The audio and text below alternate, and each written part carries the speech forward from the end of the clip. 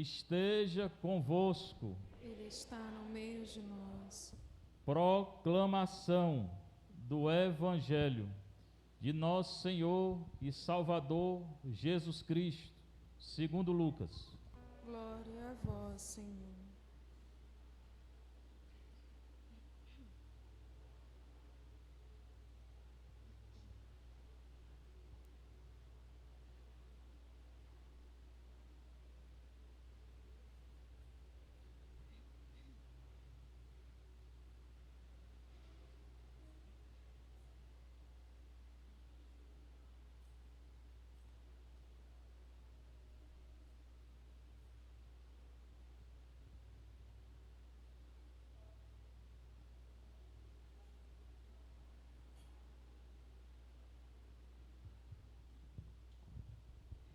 Naquele tempo, grandes multidões acompanhavam Jesus.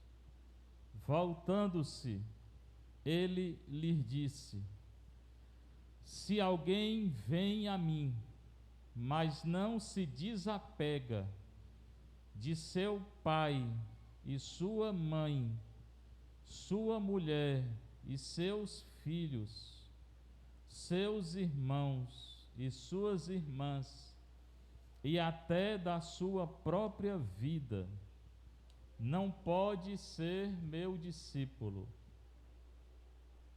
Quem não carrega sua cruz e não caminha atrás de mim, não pode ser meu discípulo. Com efeito, qual de vós, querendo construir uma torre, não se senta primeiro e calcula os gastos para ver se tem o suficiente para terminar? Caso contrário, ele vai lançar o alicerce e não será capaz de acabar. E todos os que virem isso começarão a caçoar, dizendo: este homem começou a construir e não foi capaz de acabar. Ou ainda, qual o rei que, ao sair para guerrear com outro, não se senta primeiro e examina bem se com 10.000 homens poderá enfrentar o outro que marcha contra ele com 20.000? Se ele vê que não pode, enquanto o outro rei ainda está longe, envia mensageiros para negociar as condições de paz.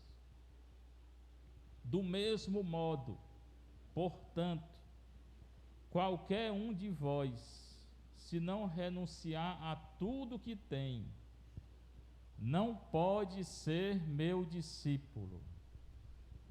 Palavra da salvação. Glória a vós, Senhor.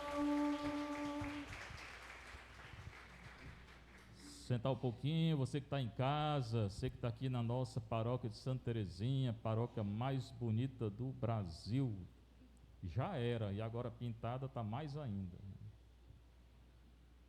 Pois bem, irmãos, nós estamos lendo Lucas aos domingos. Seria bom, muito bom, que você lesse todo o Evangelho de Lucas na sua casa, diariamente, um pouco, né? Nós estamos fazendo a reflexão do Evangelho de Lucas. Fizemos já de Marcos todinho. Agora Lucas vai sair amanhã a 11ª ou segunda formação. 12ª formação sai amanhã. Os meninos da Pascontam são que preparam a formação, né? Quer dizer, eu gravo, passo para eles, eles colocam lá no canal. Então acompanhem Lucas, muito bonito o Evangelho. Domingo é ele, esse é o ano dele. Hoje é Lucas 14, 25 a 33. Naquele tempo, é hoje e agora. Na hora que é anunciada a palavra de Deus, ela acontece no coração que acredita. Se a palavra encontra um terreno fértil, ela vai dar fruto. O que significa um terreno fértil? É coração que ora, que adora, que confessa, que comunga, que lê a palavra, que vive a caridade, que jejua. Esse é o terreno fértil. Nesse a palavra dá fruto.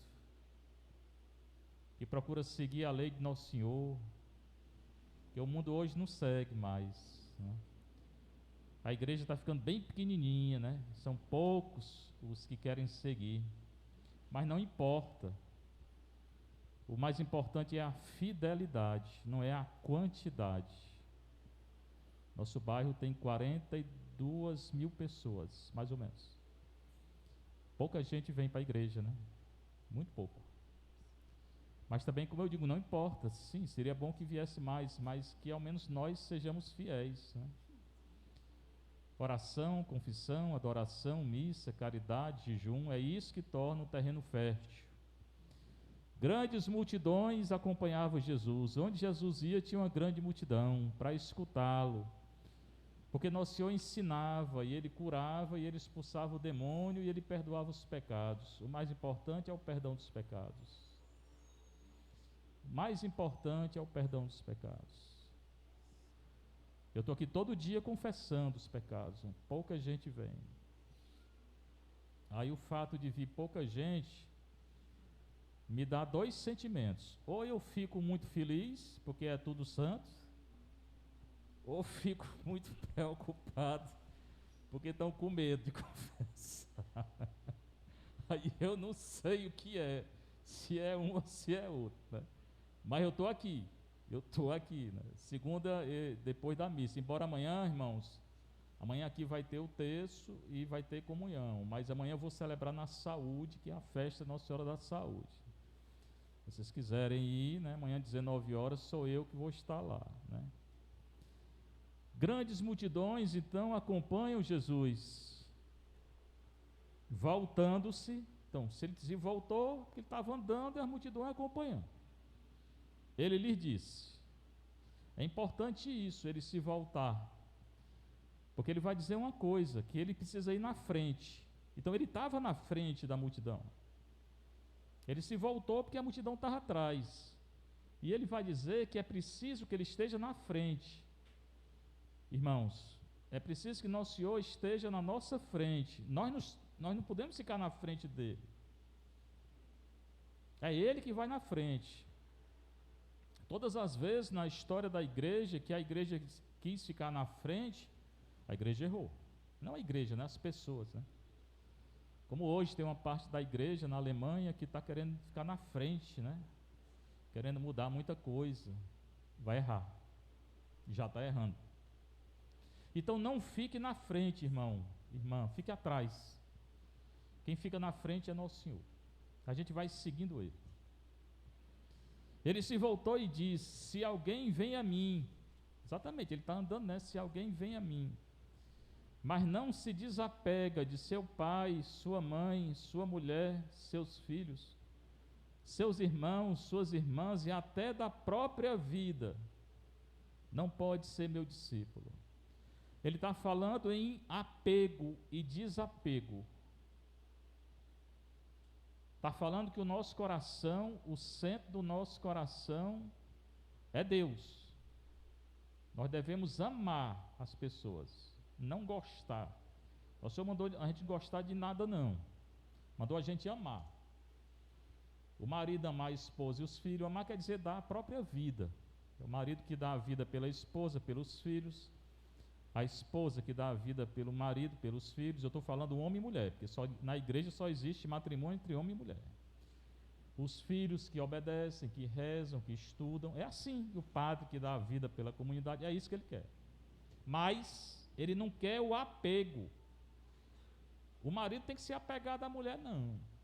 Nem a mulher é o marido, tem que amar. O amor é livre, torna a gente livre. Quando a gente dá a vida pelo outro, a gente é livre. Só que hoje é o contrário, as pessoas querem as outras para si. O apego é isso, é a gente querer o outro para si. Nós só estamos mandando você querer ninguém para você, não. Aí cria as confusões. Nos matrimônios e em qualquer relacionamento. A pessoa quer outro para si, quer dominar, não pode. Isso não é amor, não. Isso é um sentimento desordenado, apego. E ele está dizendo que não pode se apegar nem a pai, nem a mãe, nem a mulher, nem a filho, nem a irmão, nem a irmã, nem a própria vida. A gente dá a vida por Cristo, pela igreja. Concretamente, volta a dizer, o marido dá a vida pela mulher e os filhos, a mulher pelo marido e pelos filhos, os filhos pelos pais, o padre pela igreja. É assim que funciona. O verdadeiro amor é esse. Não é o amor do apego, que as novelas estão cheias desse. Aquilo é tudo pecado. O amor nem sentimento é, embora você pode sentir, mas não é. É um ato da vontade de você dar a vida na sua vocação pelo outro. Isso torna a gente livre. Mas a gente é difícil de querer entender isso, né? Porque toda hora nós estamos querendo nos apegar a coisa, a pessoa, a isso. Irmão, não se apegue, desapegue. E o último desapego é a morte, porque a gente vai ter que deixar tudo. Então vai logo se preparando, porque a gente vai deixar tudo mesmo. Nossa vida é um desapego. Eu sempre procuro pensar muito nisso, para a minha vida, né? Não me apegar, né? Certamente a gente se dá, eu gosto muito da minha vocação, né? Mas não se apegar. Não se apegar. Vocação cristã é isso. Que é o contrário que o mundo e a novela ensinam. Porque a novela ensina que o amor é o apego. Faz é escravizar. O apego escraviza a pessoa. Tem pessoas apegadas a outra pessoa, a um cachorro, a um gato, a um animal, a um carro. Morre. Essas coisas passam. Eu não tenho que ser apegado a nada. Nem a ninguém, nem a minha vida. Nem a minha própria vida. Ele está dizendo. Esse é o verdadeiro amor cristão. Não pode ser meu discípulo, não pode seguir Jesus. Quem ainda não está nesse processo de desapego, não pode seguir. Porque ele é o desapego total, ele se desapegou totalmente. Ele se entregou livremente por nós. Entregou a vida dele. Até por quem traiu e negou. Por isso que ele manda a gente fazer a mesma coisa. Por isso que o amor não é um sentimento. Porque ninguém tem condição de, se fosse só sentimento, como é que eu vou gostar de alguém que me trai? Não consigo. Mas pode amar. Você pode dar a sua vida por ele. E nosso Senhor deu a vida por todos. Essa é a diferença entre o amor cristão e o apego, sentimento. Depois ele continua: quem não carrega a sua cruz e não caminha atrás de mim, não pode ser meu discípulo. Carregar a cruz. Escuto muitas vezes: Paulo, eu não estou aguentando mais carregar a cruz. Pois peça a ele para lhe ajudar, mas carrega. Mas é a cruz que nosso Senhor lhe dá, não é a cruz que você foi atrás. Tem cruz aí que fomos nós que fomos atrás. Depois sempre foi Deus. Se eu me exponho a uma situação de risco, de perigo, e acontece alguma coisa, sou eu o responsável por isso, não Deus. Agora, se eu estou vivendo minha vida na graça de Deus, e acontece alguma coisa, uma doença, ou alguma coisa na família, é cruz. Então aceite. Então tem que discernir também qual é a cruz, se fui eu que fui atrás. E mesmo que você tenha ido atrás de uma cruz, e ela veio, peça ao nosso Senhor que aceite, carregue. Você foi atrás, né? Essa você tem que carregar mesmo, porque você foi atrás. Mas a cruz é essa que nosso Senhor permite, não é que Ele queira não, nosso Senhor não fica feliz com o sofrimento de ninguém não, nosso Senhor não é isso não. Ele permite, como permitiu que Jesus sofresse, não que Ele quisesse. Ele não queria que Jesus morresse do jeito que morreu, mas Ele aceitou. Que não carrega a sua cruz e não caminha atrás de mim, é isso que eu vou chegar aqui, não pode ser meu discípulo. Então, de novo, irmão, a nossa irmã, a nossa vocação é caminhar atrás de Jesus. Quem vai na frente é Jesus. Todas as vezes que a igreja ficou na frente, errou. É só dar uma lida aí, uma estudada na história da igreja. Todas as vezes que pessoas da igreja quiseram ficar na frente, esquecendo a oração, a adoração, a missa, a comunhão, o jejum, a caridade, a confissão, quebrou a cara. Hoje a igreja da Alemanha, a igreja de Portugal, a igreja da Suíça, certas dioceses da França, certas dioceses da Espanha estão quebrando a cara, que estão com proposta aí que não pode. Estão quebrando a comunhão com Roma, querendo ordenação de mulher, não pode, não tem na Bíblia, não pode. Não é questão de dignidade, não. A pessoa mais digna do mundo, depois de Nosso Senhor, é Nossa Senhora, é uma mulher. Mas não pode ser padre. Simples, Nosso Senhor não escolheu. Querendo que um casado seja padre. Vai perguntar se os homens casados querem ser padre. Eu acho que eles não querem, não. Mas os padres querem, os padres aí, né? Alguns bispos aí, né? Querendo que os padres se casem. Eu já disse, Nossa Senhora me defenda. É difícil estar só, imagine com mulher. Nossa. Com todo respeito ao matrimônio, porque é uma vocação, mas não misturar as coisas, são duas vocações diferentes. Bênção para pessoas do mesmo sexo na igreja, pode não, irmão, leia a Bíblia. Ideologia de gênero, estão ensinando nas escolas, absurdo isso. Pecado grave, uma criança de 10 anos, 11 anos, chega em casa com essas coisas, né? Ensinado no colégio. A pessoa de manhã, a pessoa é o que ela pensa. Isso não existe não, irmão. Você já nasceu com sexo. Se você não aceita, é outra história, mas já nasceu. E cada vez, e tem igreja hoje querendo isso, querendo aprovar isso. Cuidado. São as igrejas que estão se colocando na frente de Nosso Senhor. Elas não vão subsistir, elas vão ser destruídas.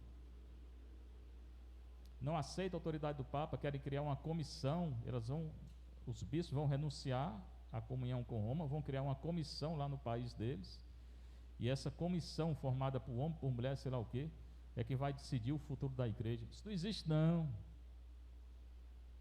E vão se adequar à legislação do país. Quer dizer, se o país é a favor do aborto, a igreja ali vai ser a favor do aborto. Se o país é a favor de união civil, pessoas do mesmo sexo, a igreja vai ser a favor. Se o país é a favor de ideologia de gênero, a igreja vai ser a favor. Destruição da igreja. Vocês estão destruindo a igreja. Estou falando, vocês aí, igreja da Alemanha, Portugal, vocês estão destruindo a igreja. Mas vocês não vão prevalecer. É a igreja, ou alguns na igreja se colocando na frente, esquecendo a Nosso Senhor. Leia o que Nosso Senhor fez e disse. Ele não fez nada disso, nem disse nada disso. Pronto, essa é a primeira parte do evangelho de hoje, né? Que não carrega sua cruz, o desapego, o carregar a cruz. No final ele vai retomar. No final ele vai dizer, do mesmo modo, portanto, qualquer um de vós, se não renunciar a tudo que tem, não pode ser meu discípulo. Então a palavra de ordem hoje é renunciar. Renunciar o quê? A tudo. A tudo que eu tenho. Não me apegar. Carregar minha cruz. Deixar Jesus ir na frente. Eu vou atrás, ser obediente. Mas ser obediente o quê? A palavra. Ao sacramento. É isso. Aí ele conta duas historinhas no meio disso. Que não tem nada a ver com isso. É outro ensinamento. Com efeito, qual de vós, querendo construir uma torre, não se senta primeiro e calcula os gastos para ver se tem o suficiente para terminar? Você vai construir alguma coisa na sua casa. Tem que ter dinheiro. Ou material. Se não tiver, vai começar e não vai terminar. Ele está falando isso. Então, ter um pouco de discernimento, prudência nas ações. Não comece a fazer uma coisa se você não tem condição de terminar. Qualquer coisa, ou seja material ou seja espiritual. Nós fizemos ali, aquele altarzinho, fizemos, não é porque tinha, a gente fez um trabalho antes. Não vou começar a fazer um trabalho se não tem condição. Vai ficar pela metade. A mesma coisa para a vida. Não vá tentar fazer o que você não pode. Um conselho prático que Nosso Senhor dá. Caso contrário, ele vai lançar o alicerce e não será capaz de acabar. Aí todos que virem vão começar a zombar dele. Olha aí, ó, começou a construir e não conseguiu. Olha aí, ó, começou a fazer uma coisa e não conseguiu. Olha aí, ó, é um conselho bem prático. que tem a ver com discernimento. Peça a Deus o discernimento antes de decidir alguma coisa na sua vida, seja material, seja espiritual. E a mesma história conta depois. Ou ainda, qual é o rei que, ao sair para guerrear com outro, não se senta primeiro e examina bem? Se você tem, está falando de guerra agora, é uma história, é uma parábola. Se você tem 10.000 homens com você, aí vem um rei inimigo com 20.000, é melhor você fazer a paz com ele antes, porque ele é mais forte. E não começar uma guerra se você não tem condição de começar uma guerra. Certamente nosso Senhor não quer guerra, está contando uma história, né? De novo aqui, prudência, discernimento na vida é bom. Não é ser covarde, mas se você não tem condição, reze, pergunte ao nosso Senhor se é isso que Ele quer. Mas não comece, não bote os pés pela mão, depois não faz nada. É isso que nosso Senhor ensina no Evangelho. É bem prático e bem atual. Primeiro, o desapego. Não se apegue nem a pai, nem a mãe, nem a mulher, nem a filho, nem a irmã, nem a irmã, nem a própria vida. Desapego mesmo total. Para ser discípulo. Depois, carregar a cruz. Para ser discípulo. Mas carregando a cruz e ficando atrás de nosso Senhor, não ficando na frente, deixando nosso Senhor na frente. Depois, prudência e discernimento. Queira fazer tudo não, porque às vezes não consegue não. É melhor cada passo, né? Cada dia dá um passo. São Francisco dizia isso. Primeira leitura do livro da sabedoria, um livro escrito lá pelo século III, antes de Cristo. Ele fala do desígnio de Deus, dos projetos de Deus. Quem é que pode conhecer os projetos de Deus? Ninguém, na verdade, né? Porque Deus é muito, muito maior do que nós. Como é que eu posso conhecer o que Deus quer? Ele vai chegar lá, ele vai dar a fórmula, né? Ele começa dizendo: quem é que pode conhecer o que Deus quer? Quem pode imaginar a vontade do Senhor? Os pensamentos dos mortais nossos são tímidos, pequenos. Nossas reflexões são incertas. E o que a gente pensa que é certeza, às vezes não é nada. Essa Covid aí, né, que nós estamos envolvidos nela desde 2019. Tem médico que acha uma coisa, tem médico que acha o contrário daquela coisa. E no final a gente não sabe de nada. Surgiu na China, não sei aonde, Taiwan, mas não se sabe ainda nem de que foi que surgiu. É tudo teoria. Então, na verdade, nós sabemos pouquíssima coisa. A ciência sabe pouco ou quase nada. Pouquíssimo. Então, nem a ciência tem certeza de nada. Nós estamos vivendo essa incerteza. Quem nos dá a certeza é nosso Senhor. Nessa incerteza que a gente vive, se eu comungo, confesso, adoro, sirvo ao Senhor, eu estou tranquilo, eu estou feliz. Quem não vive assim, vive na incerteza. Nossas reflexões são incertas, porque o corpo corruptível torna pesada a alma. O corpo da gente torna a nossa alma pesada, principalmente quando peca, quando se afasta de Deus. Isso cada um de vocês, de nós, já experimentou, né? Quando você está lutando na graça de Deus, que você comete o pecado, aquilo vira um horror, né? Sente sujo, sente longe de Deus e tudo, né? Pois é isso mesmo que ele está falando. É lutar para não cair, para não pecar.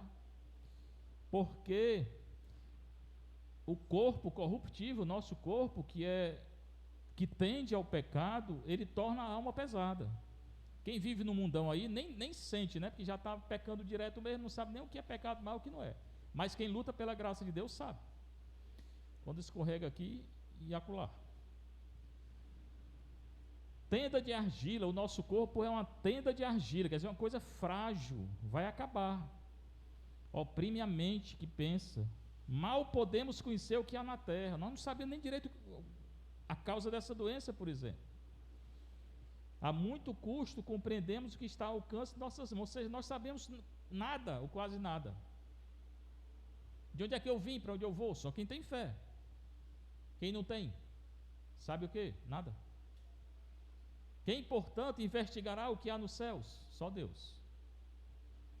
Acaso alguém teria conhecido o teu desígnio? Falando com Deus. Aí ele vai dar agora a resposta. Então, como é que eu posso penetrar em Deus, no desígnio de Deus? Com o dom da sabedoria, que é um dom do Espírito Santo.